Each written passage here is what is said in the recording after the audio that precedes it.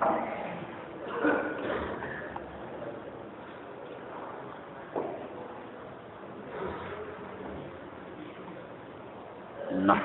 ونستعينه ونستغفره ونؤمن به ونتوكل عليه ونعوذ بالله من شرور أنفسنا ومن سيئات أعمالنا من يهده الله فلا مضل له ومن يضلله فلا هادي له ونشهد أن لا إله إلا الله وحده لا شريك له ونشهد أن سيدنا ونبينا ومولانا محمدا عبده ورسوله أرسله بالحق بشيرا ونذيرا وداعيا إلى الله بإذنه وسراجا منيرا صلى الله تعالى عليه وعلى آله وأصحابه وسلم تسليما كثيرا كثيرا أما بعد فأعوذ بالله من الشيطان الرجيم بسم الله الرحمن الرحيم وأقسموا بالله جهد أيمانهم لئن جاءتهم آية ليؤمنن بها قل إنما الآيات عند الله وما يشعركم أنها إذا جاءت لا يؤمنون ونقلب أفئدتهم وأبصارهم كما لم يؤمنوا به أول مرة ونذرهم في طغيانهم يعمهون صدق الله مولانا العظيم সূরা আনআমের 109 নম্বর আয়াত থেকে তেলাওয়াত করা হয়েছে। তেলাওয়াতকৃত আয়াতে আল্লাহ রাব্বুল আলামিন কাফেরদের কিছু অভ্যাস আমাদের সামনে তুলে ধরছেন, যাতে এই ধরনের অভ্যাস থেকে আমরা বাঁচতে পারি, এই ধরনের অভ্যাস আমরা পরিহার করতে পারি। অভ্যাসটি ছিল, আল্লাহ পাক বলছেন ওয়া আকসামু বিল্লাহি জাহাদা আইমানিহিম, তারা দরবারে নবুয়তে কোনো কথা নিয়ে আসে, সে কথাকে মজবুত করার জন্য আল্লাহর নাম নিয়ে কসম খায়। কি কথা? লাইন জাআতহুম আয়াতুল লা ইউমিনুন্না বিহা, আপনি যে সত্য নবী, আপনার সত্যতার উপরে প্রমাণ হিসাবে কোনো মুআজিজা অলৌকিক ঘটনা যদি দেখাইতে পারেন তাহলে আপনাকে মানতে পারি, ঘটনা দেখাইতে না পারলে আমরা আপনাকে মানতে পারি না। মনে হয় যেন বড় যুক্তিসঙ্গত কথা। কথাটিকে মজবুত করলো আল্লাহর নাম নিয়ে কসম খেয়ে। আল্লাহর নবী যত বড় ফজিলতপূর্ণ, যত বড় উচ্চ মর্যাদাশীল হন না কেন, বিলা আখির আল্লাহর বান্দা। আল্লাহ যদি বান্দা দ্বারা কিছু না করান, বান্দার করার ক্ষমতা নেই। তো রাসূলের কাছে মুআজিজা চাইলে, অলৌকিক কোনো ঘটনা চাইলে রাসূল নিজের ইচ্ছায় তা দেখাইতে পারবেন না। আল্লাহ পাক যদি তার মাধ্যমে দেখাইয়ে দেন তাহলে সম্ভব, এছাড়া সম্ভব নয়। তাই আল্লাহ পাক নবীকে শিখাইয়ে দিলেন কুল ইন্নামাল আয়াতু ইনদাল্লাহ, এই ধরনের অলৌকিক ঘটনা, এই ধরনের মুআজিজা এগুলো আল্লাহর হাতে, আমার হাতে নয়। আমার কাছে চাইলে লাভ হবে না। এরপর আল্লাহ পাক মুমিনদেরকে লক্ষ্য করে বলছেন ওয়ামা ইউশিরুকুম আন্নাহা ইযা জাআত লা ইউমিনুন, যদি নবী বা নবীর মাধ্যমে আল্লাহ এই অলৌকিক ঘটনা আর মুআজিজা দেখাইয়ে দেন, তারা যে ঈমান আনবে এর কোনো গ্যারান্টি আছে? নেই। বরং তাদের অভ্যাস হল পরীক্ষা করা ঠিক, কিন্তু পরীক্ষা পাশ করলেও মানবে না। মানামানির যে একটা যোগ্যতা, মারাত্মকতম অপরাধের কারণে এই যোগ্যতা তারা হারিয়ে ফেলেছে। এই জমানার কাফের মুশরিকেরাও এই ধরনের দাবি দাওয়া নিয়ে দরবারে নবুয়তে এসেছিল, এর আগের নবীদের জমানায়ও কাফের মুশরিকেরা এই ধরনের দাবি দাওয়া নিয়ে এসেছিল। সাইয়্যিদনা হযরত ঈসা ইবনে মারইয়াম আলা নবিয়িনা ওয়া আলাইহিস সালাতু ওয়াস সালাম, তার কাছে এসেছে যে এই যে কবর দেখা যায়, যদি এই কবরওয়ালাকে তুমি জিন্দা করে দেখাইতে পারো তো বুঝবো তুমি সত্য নবী। হযরত ঈসা আলাইহিস সালাম কবরের পাশে গিয়ে বললেন, কুম বিইজনিল্লাহ, আমার মাওলার হুকুমে, আল্লাহর হুকুমে তুমি জিন্দা হও, কাফেরদেরকে দেখাইয়ে দাও। আমার হুকুমে জিন্দা হও বলেন না, আল্লাহর হুকুমে জিন্দা হও, যাতে যারা মুজিজা চায় এরাও বোঝে যে এই ক্ষমতা আমার না, ক্ষমতা আমার মাওলার। এ কথা বলা মাত্র কবর ফেটে দুভাগ হয়ে ভিতর থেকে লাশ জিন্দা হয়ে বেরিয়ে আসছে। আমরা যদি মারা যাওয়ার পর পুনরায় জিন্দা হয়ে বেরিয়ে আসি আর এই কল্পনা করি, খুশি লাগে না? আবার ফিরে আসবো দুনিয়াতে, বড় খুশির ব্যাপার। কিন্তু আল্লাহর ওই বান্দা ফিরে এসে খুশি তো দূরের কথা, উল্টা হায় হায় হুজুর আপনি করলেন কি, করলেন কি, কেন, সমস্যা কি? আমি যে এখন জিন্দা হইলাম, আমাকে তো আবার মরতে হবে। এক মরার ব্যথা এখনো আমার থেকে যায়নি। কি কষ্ট এটা বোঝানো যাবে না। ওই ব্যথা, ওই কষ্ট এখনো বলতে পারেনি, ওই ব্যথা এখনো যায়নি। আবার যে মরবো এই ব্যথা কি করে সহ্য করব? আপনি জিন্দা করে করলেন কি? হাজার হাজার বছর আগের এই লাশ, কিন্তু এখনো আগের মরার ব্যথা যায়নি। এখান থেকে সাকারাতুল মউত, মৃত্যু যন্ত্রণা কেমন আন্দাজ করুন। হযরত রাসূল আকরাম সাল্লাল্লাহু আলাইহি ওয়াসাল্লাম যখন শেষ অবস্থায়, ওনার পার্শ্বে কাঠের পেয়ালায় পানি, বারবার পানিতে হাত চুবাইয়ে ওই পানি মুখের মধ্যে মলছেন, চিকন ঘাম বেরিয়ে আসতেছে। জিজ্ঞেস করা হইল কেমন লাগে? বললেন, মনে হয় যেন পুরা পৃথিবী আমার বুকের উপরে তুলে দেয়া হয়েছে। একে বলা হয় সাকারাতুল মউত, মৃত্যু যন্ত্রণা। দুনিয়া থেকে বিদায় নেওয়া এত কঠিন। আল্লাহ রাব্বুল আলামিন আমাদের সকলের জন্য সহজ করে দেন। তো এই যে এত বড় মুজিজার দাবি জানাইলো, মুজিজা দেখলো, মুর্দা জিন্দা হয়ে গেল, ঈমান কি এনেছিল? মোটেও না, ঈমান আনেনি। কপাল পোড়া গেলে সুযোগ থাকলেও সেই সুযোগ ব্যবহার করতে পারে না। সাইয়্যিদনা হযরত রাসূল আকরাম সাল্লাল্লাহু আলাইহি ওয়াসাল্লাম দ্বীনের দাওয়াত শুরু করছেন। সবচেয়ে বেশি দাওয়াত দিয়েছেন মক্কাবাসীকে, কুরাইশ গোষ্ঠীকে, সবচেয়ে বেশি দাওয়াত। এদের মধ্যে হুজুরের বাড়ির সবচেয়ে নিকটের বাড়ি আবু জাহাল মালউনের। যারা হজ করতে গেছেন দেখেছেন রাসূল আকরাম সাল্লাল্লাহু আলাইহি ওয়াসাল্লামের জন্মস্থান দেখানো হয় একটি লাইব্রেরি। এখানে হুজুরের জন্ম, এখানে হুজুরের বাড়ি। আর এরই অদূরে এখন যেখানে পায়খানা, পেশাবখানা, অজুর জায়গা, এখানে আবু জাহাল মালউনের বাড়ি, এত কাছে। সবচেয়ে বেশি দাওয়াত আবু জাহালকে দেওয়া হয়েছে। হুজুরের উঠা বসা চলা ফিরা সবচেয়ে বেশি দেখেছে আবু জাহাল।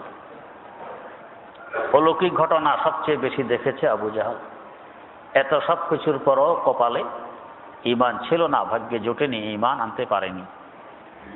অথচ ইথিওপিয়া থেকে হযরত বেলাল হাবশী রাদিয়াল্লাহু তাআলা আনহু, রোম থেকে হযরত সোহাইব রুমি রাদিয়াল্লাহু তাআলা আনহু, পারস্য থেকে হযরত সালমান ফারসি রাদিয়াল্লাহু তাআলা আনহু, দূর দূর থেকে হাজার হাজার মাইল দূর, তাও আরামে কি সফর করে আসতে পারছে?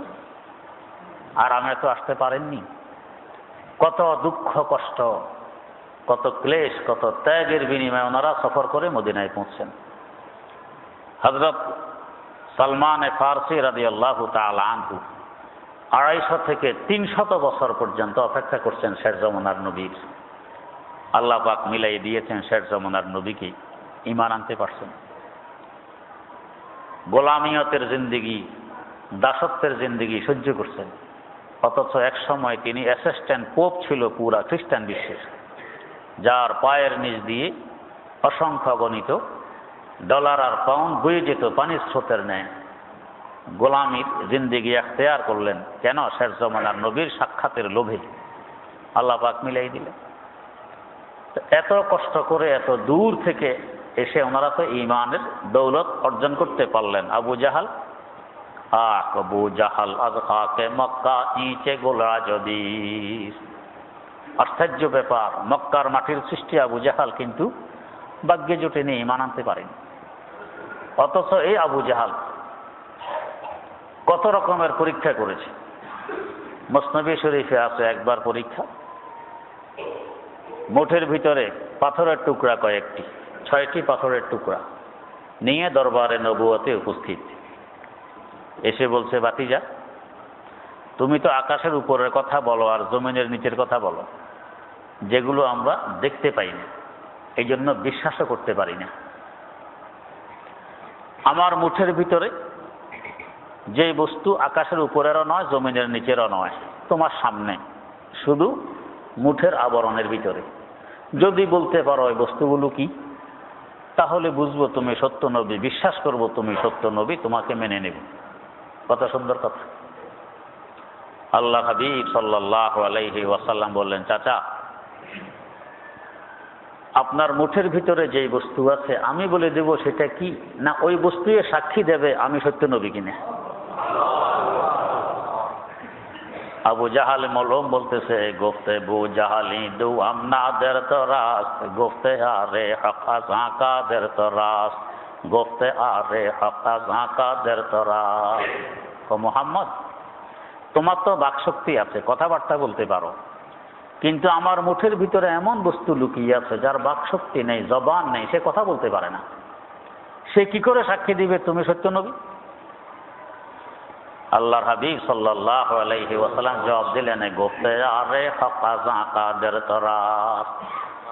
আমাদের জবান যে কথা বলে, জবানটা কি? একটি গোশতের টুকরা মাত্র। এই গোশতের টুকরা থেকে যদি আল্লাহ পাক আওয়াজ বের করতে পারেন, তা আপনার মুঠের ভিতরে যে বস্তু আছে ওইখান থেকেও আওয়াজ বের করতে পারবেন। এই শক্তি আমার আল্লাহর আছে। এই বিশ্বাস তো আবু জাহালের নেই। আল্লাহ রাসূল তো জানেন আল্লাহ কি, তার শক্তি কেমন। ইন্নাল্লাহা আলা কুল্লি শাইইন কাদির। আবু জাহাল বলে, তাহলে যদি বলতেই পারে তো আরো ভালো কথা। বস হুজুর এখনো হুকুম করেননি, ও আবু জাহালের মুঠের ভিতরের বস্তু আদি সাক্ষী দাও আমি সত্য নবী কিনা, এখনো কোনো হুকুম করেননি, আদেশ দেননি। এই যে এ ধরনের কথাবার্তা বলতেছে, মুঠের ভিতর যে 6টি পাথরের টুকরা, এদেরও তো সহ্য হয় না, এরা তো শুনতেছে। আমার আপনার দৃষ্টিতে যদিও এগুলো নির্জীব, তার কোনো প্রাণ নেই, আমার আল্লাহর কাছে এগুলোরও প্রাণ আছে, এরাও বোঝে, এরাও শোনে। না হলে পাথর থেকে নবীর জন্য সালাম বেরিয়ে আসতো না। পাথরও তো আল্লাহ নবীকে সালাম দিয়েছিল। এরাও বোঝে কে আমার পাশ দিয়ে যায়, কে আমার উপরে বসতেছে, কে চলতেছে, এরাও বোঝে। তো পাথর তো অসহ্য যে করতেছি কি এই কাফের মৌলুম। আবু জাহালের মুঠের ভিতরে হঠাৎ সে দেখে ভিতরে পাথরগুলো নড়াচড়া আরম্ভ করছে। আশ্চর্য ব্যাপার, এই পাথর মুর্দা নির্জীব, এটা মুঠের ভিতরে নড়ে, নড়ে তো নড়ে, এখন কথা আরম্ভ করছে। কি কথা? গোফতে সসপারা হাজার দর দস্তে তুস, গোফতে সসপারা হাজার দর দস্তে তুস, বিষ্ণু আজহার একটু তসবিহ দুরুস। ও আবু জাহাল, তোমার ভাতিজা থেকে শুনতে চাও তোমার মুঠের ভিতরে কি লুকিয়ে আছে? আমাদের থেকে শোনো, আমরা 6টি পাথরের টুকরা তোমার মুঠের ভিতরে লুকিয়ে আছে। গোফতে সসপারা হাজার দর দস্তে তুস, বিষ্ণু আজহার একটু তসবিহ দুরুস। তোমার প্রশ্নের তো উত্তর হয়ে গেছে, আমরা 6টি পাথরের টুকরা তোমার মুঠের ভিতরে লুকিয়ে আছি, তোমার প্রশ্নের উত্তর হয়ে গেছে। এবার তোমার ভাতিজার দাবি তিনি সত্য নবী কিনা আমরা যদি সাক্ষী দিই। এবার সাক্ষী শোনো। পাথর সাক্ষী দিতেছে, লা ইলাহা গোফত ইল্লাল্লাহ গোফ, লা ইলাহা গোফত ইল্লাল্লাহ গোফ, গওহারে আহমদ রাসূলুল্লাহ সোফ। ও আবু জাহল শোনো, লা ইলাহা ইল্লাল্লাহ মুহাম্মাদুর রাসূলুল্লাহ, আমরা সাক্ষী দিয়ে দিলাম যে আল্লাহ ছাড়া উপাস্য আর কেউ নেই, আর তোমার ভাতিজা মুহাম্মদ আল্লাহর সত্য রাসূল, সাক্ষী দিয়ে। তার আগের প্রতিশ্রুতি অনুযায়ী এখন ঈমান আনার কথা। তার প্রশ্নের তো উত্তর পাথরে দিয়ে দিল, সাথে সাথে তার ভাতিজা যে সত্য এটার সাক্ষীও দিয়ে দিল, এখন তো ঈমান আনার কথা, আর কি লাগে? কিন্তু কপালে যদি না থাকে, কোন মারাত্মকতম অপরাধ অন্যায় করার কারণে আল্লাহ পাক এইভাবে বঞ্চিত করে দেয়। যেরকম পরীক্ষা বন্ধ করে দেয়, পরীক্ষা মারাত্মকতম অপরাধ করলে এরকম বঞ্চিত করে দেয়। চৌসানি দশ সঙ্গে হাবু জাহলে ই জজ খেসমা সঙ্গে হারা বরজমি, জজ খেসমা সঙ্গে হারা বরজমি। ঈমান আনা তো দূরের কথা, পাথরের অবস্থা দেখে ক্রোধে আর গোস্বায় পাথরগুলো নিক্ষেপ করে দিল। নিক্ষেপ করলো তো করলো, তারপরও ক্ষোভ থামে না, রাগ ঠান্ডা হয় না। উল্টা আরো বলতেছে, গোফতে নাবুদ মেসলে তু সাহের দিগার, সাহের আরা সার তো ইয়োতাজ সার, সাহের আরা সার তো ইয়োতাজ সার। ও বাতিজা মুহাম্মদ, বুঝলাম তুমি কত বড় জাদুঘর। আহা, বরং শুধু জাদুঘর নয়, সমস্ত জাদুঘরদের তুমি ওস্তাদ। এই জাদু দিয়ে পাথর থেকে কথা বের করে ফেলছো, তুমি কত বড় জাদুঘর। ঈমান ভাগ্যে নেই। আল্লাহ পাক এই কথাই বলতেছেন, কুল ইন্নামাল আয়াতু ইনদাল্লাহ। ও নবী বলে দেন, এভাবে মুআজিজা দেখানো, অলৌকিক ঘটনা দেখানো, এটা আমার হাতের বিষয় নয়, আমার ক্ষমতাধীন নয়, এটা আমার মাওলার কাজ। যদি মাওলা চান তাহলে দেখাতে পারবেন, না চাইলে আমি পারবো না।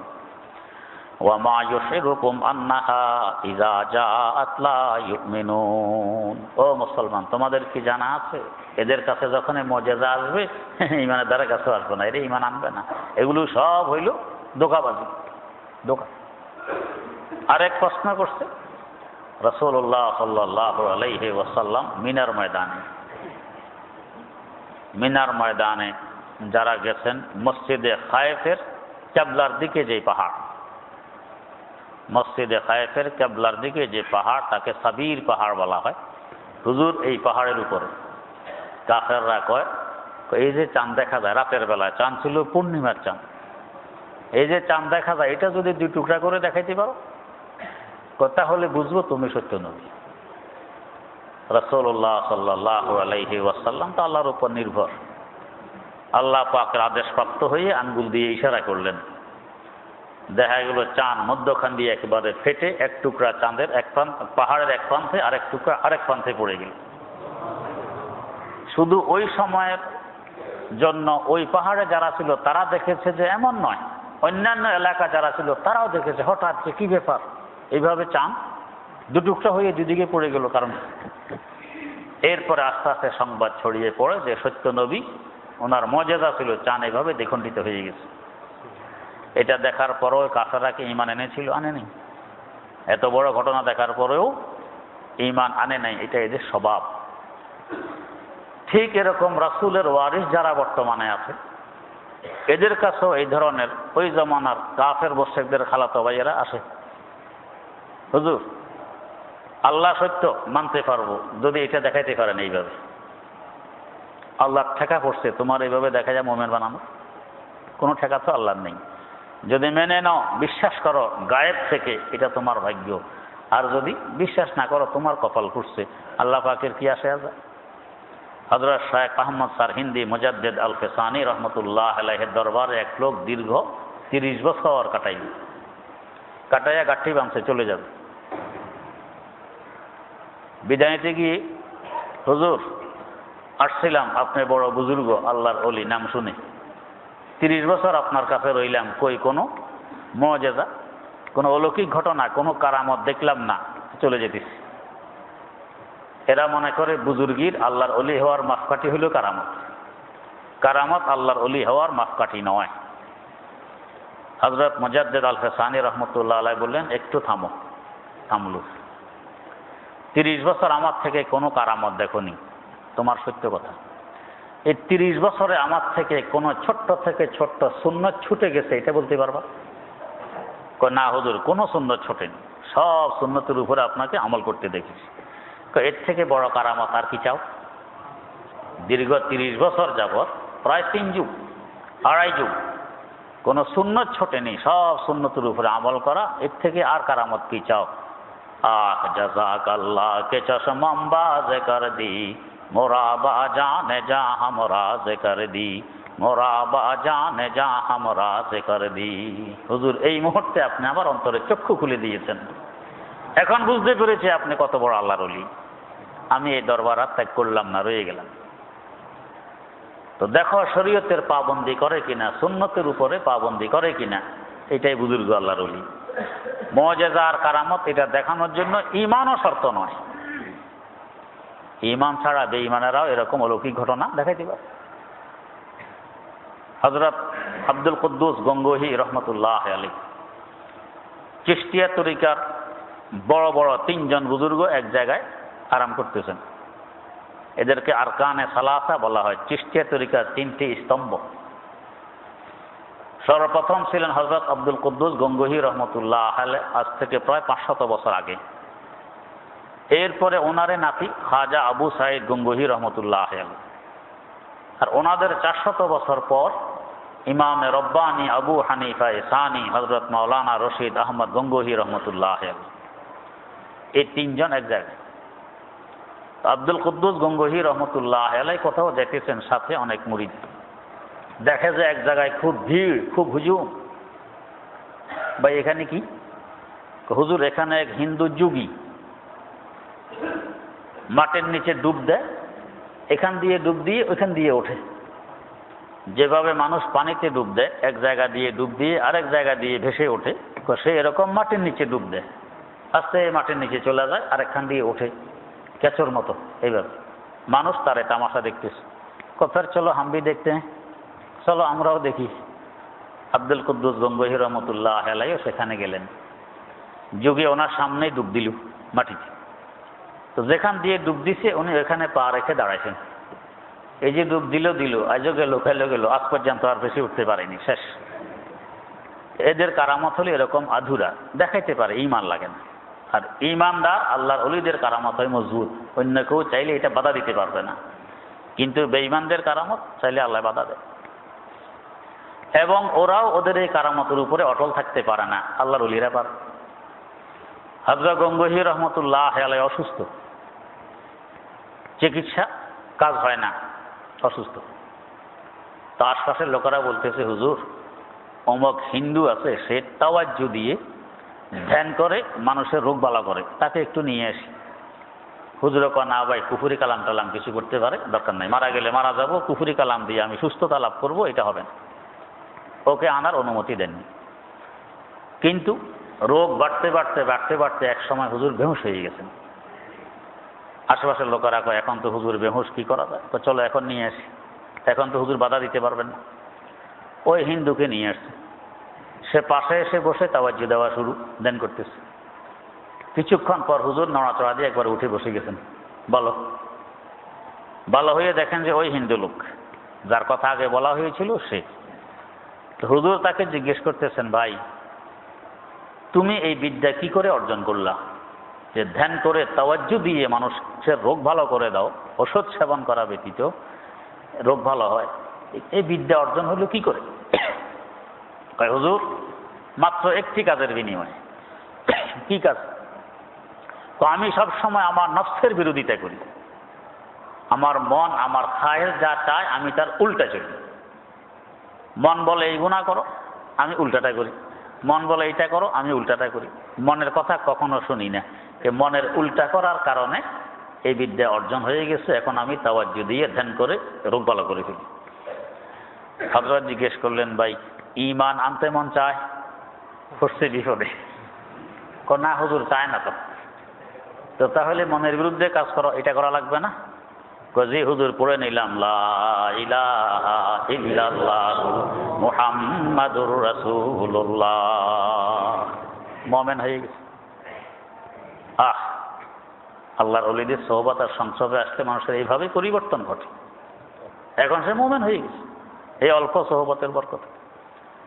তো কাফের গোষ্ঠীর এই স্বভাব, এরা শুধু অলৌকিক ঘটনা দেখতে চায়। আমাদের দেশেও কিছু এ ধরনের, আল্লাহ মাফ করুক, বন্ড আছে, নিজকে নিজে পীর বলে দাবি করে। তার অনেক অনুসারীও আছে।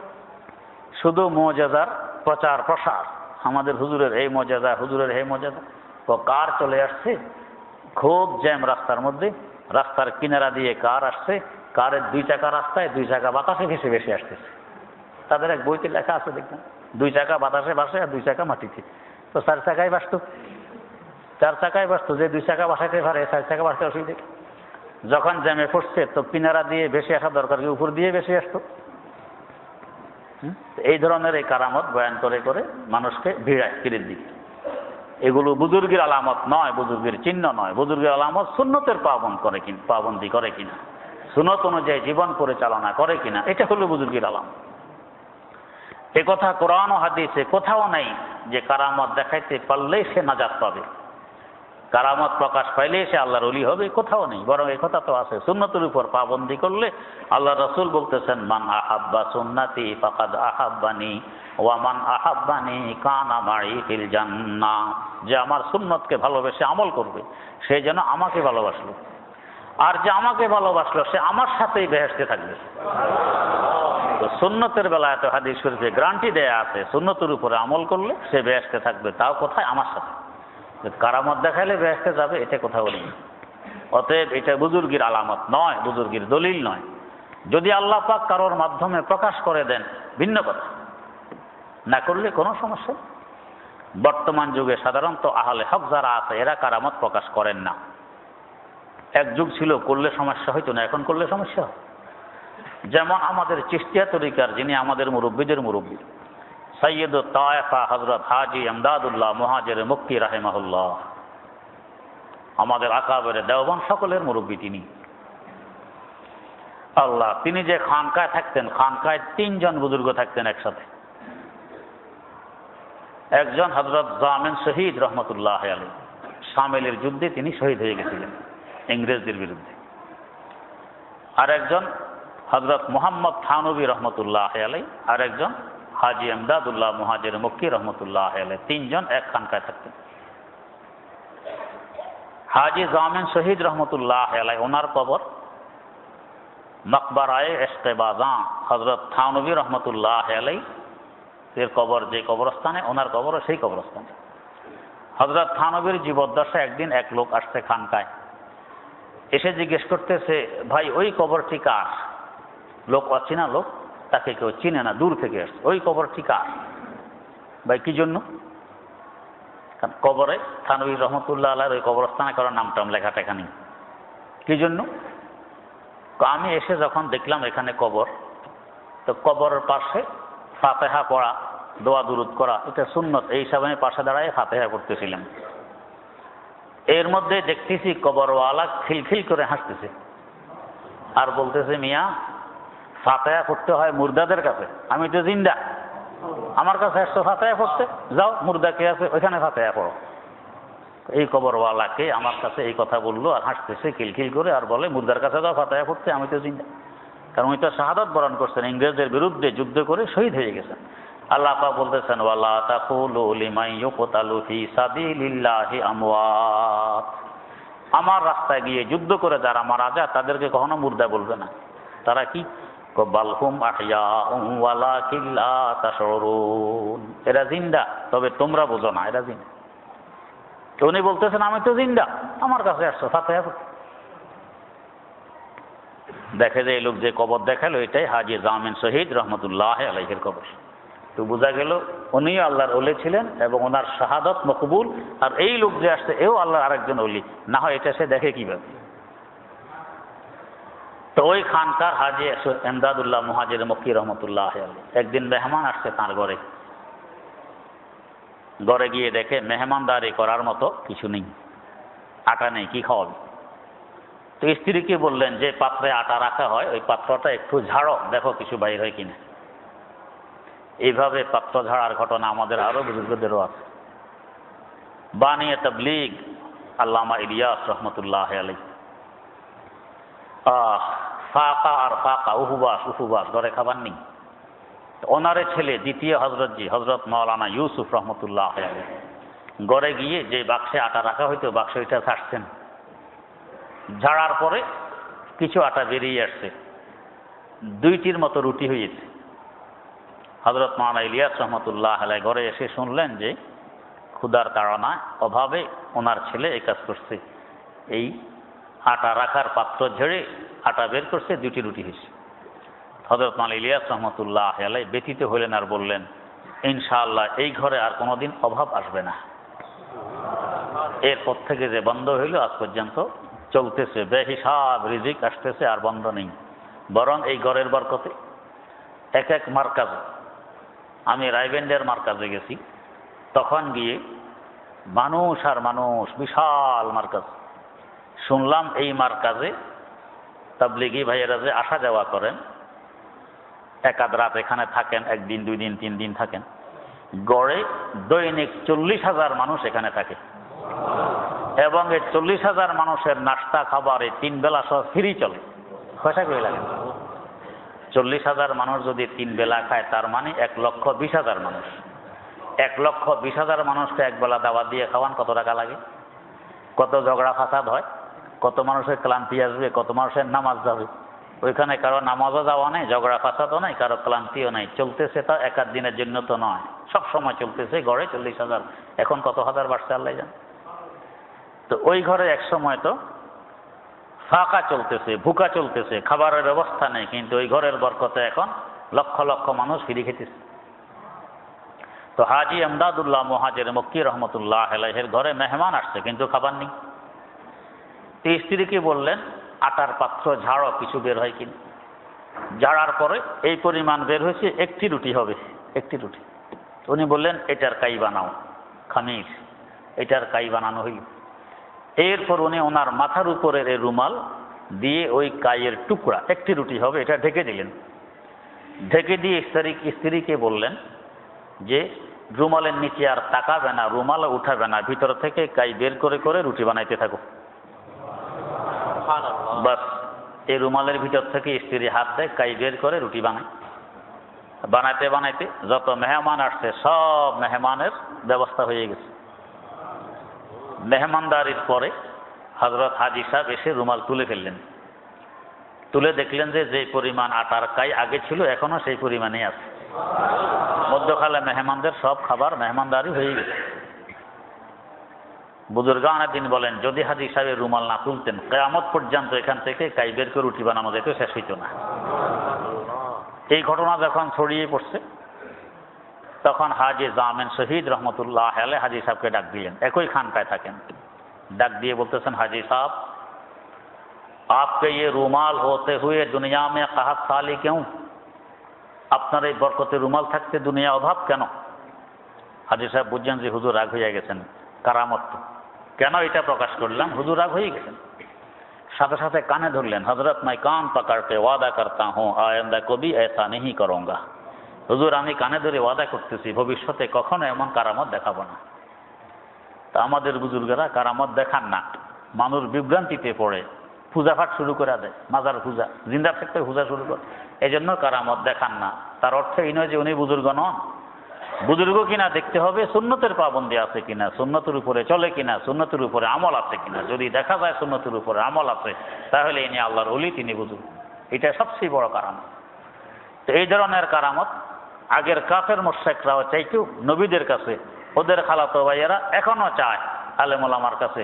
তাহলে এই কাজটা করেন, দেখিতে পারেন কি। এটা হক না হকের মাপকাঠি নয়। হক না হকের মাপকাঠি সুন্নতের উপর চলে কিনা এইটা। ওয়ামা ইউশিরুকুম আন্নাহা ইযা জাআত লা ইউমিনুন। তোমরা কি জানো এদের কাছে যখন এই অলৌকিক ঘটনাগুলো আসবে, মুজিজা প্রকাশ পাবে, তারা ঈমান আনবে? কোনো গ্যারান্টি আছে? কোনো গ্যারান্টি নেই, বরং না আনারই সম্ভাবনা বেশি। এবং এর পাশাপাশি কারামত দেখার পরেও, মুজিজা দেখার পরেও যদি ঈমান না আনে, আল্লাহ পাকের পক্ষ থেকে কঠিনতম আযাব নাযিল হয়। আমার নবীকে, আমার অলিকে ব্যবহার করাইয়ে এই ঘটনা ঘটাইয়েছ, এরপরে ঈমান আনলা না, এই শাস্তি বড় কঠিন হয়। এই জন্য এই ধরনের কারামত চাওয়া, এই ধরনের মুজিজা চাওয়া ওলামাদের থেকে, বুজুর্গদের থেকে, নবীদের থেকে এটা ঠিক নয়। আল্লাহ রাব্বুল আলামিন আমাদেরকে সহি বুঝার তৌফিক দান করুন।